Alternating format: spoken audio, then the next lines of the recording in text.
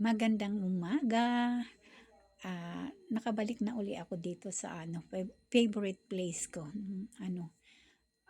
Ayan, nakuha natin ang pagsikat ng araw. Yan. Andito ako, nakabalik ako dito sa may Lakeshore sa Laguna de Bay. Ang tagal kong hindi nakabalik dito gawa mula nung nagkasakit ako ng January.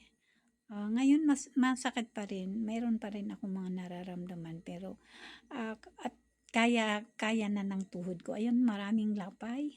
Marami. Kasi mayroong fish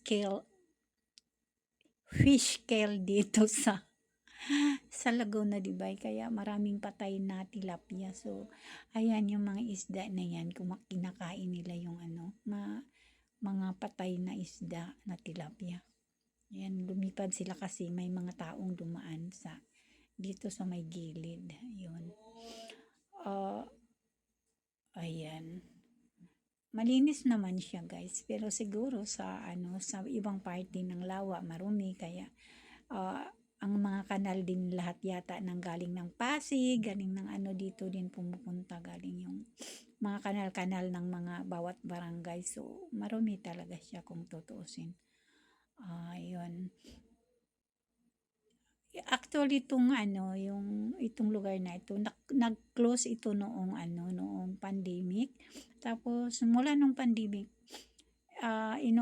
ino-open lang siya pag yung may mga holiday, may mga events, pero hindi siya talaga open for public na araw-araw. Pero ngayon, ino-open na siya from 6 o'clock to ewan ko anong oras hanggang basta open siya from 6 o'clock. Pwede nang pumasok ang mga tao dito. Dito na side na to, pwede ka ring maglakad. Maraming flowers. Pwede kang maglakad. Ayan, yan. Papunta roon. Papunta naman to ng Sukat. Papunta to ng Sukat sa south.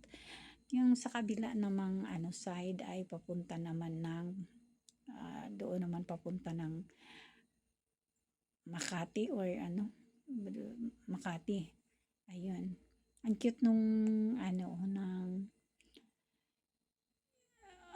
ibon. Maraming ibon dito, guys. Sana dumami para parang kagaya sa ibang bansa ba na ang dami. Ang daming ibon. Ayan, tingnan mo. Marami na rin naglalakad. Kaya lumilipad yung mga tagak kanina kasi maraming ang mga tao na natatakot sila. Ayan. This is going to Sukat. Yan, itong papunta doon. Bagong Bayan. Dito naman sa kabila, papunta naman ng Makati. Ayan. Ang tagal kong hindi nakabalik dito, guys. Ngayon, nakabalik na naman uli. Hopefully, tuloy-tuloy pa akong makapag